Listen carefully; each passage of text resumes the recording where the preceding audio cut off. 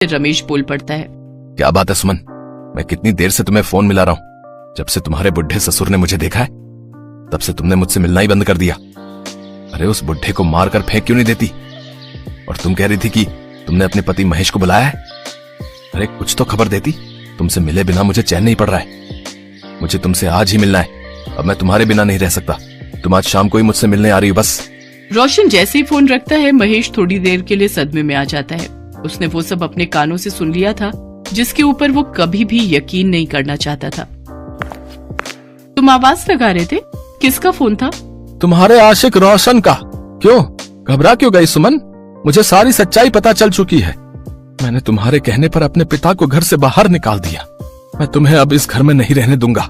निकल जाओ मेरे घर से और मेरी जिंदगी से हमेशा हमेशा के लिए। अरे मेरी बात तो सुनो महेश, एक बार मेरी बात तो सुनो। सुमन गुस्से में महेश के सिर पर बराबर में रखा डंडा मार देती है। तभी महेश के पिता जानकी दास आ जाते हैं। इंस्पेक्टर साहब, मेरी बहू मेरे बेटे को जान से मारना चाहती थी। इसे ले जाइए और ऐसी सजा दीजिए कि आज के बाद ये किसी का भी घर बर्बाद ना करे। मुझे छोड़ दो महेश, मुझे माफ कर दो। इसे ले जाइए इंस्पेक्टर साहब।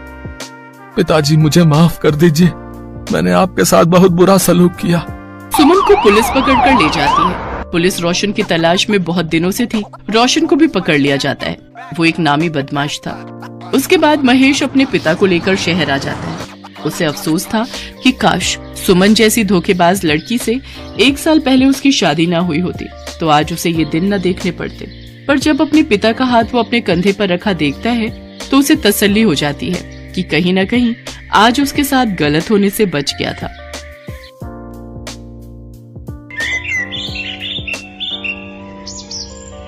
श्यामपुर में औरतों के लिए सिर्फ एक ही दर्जी की दुकान थी।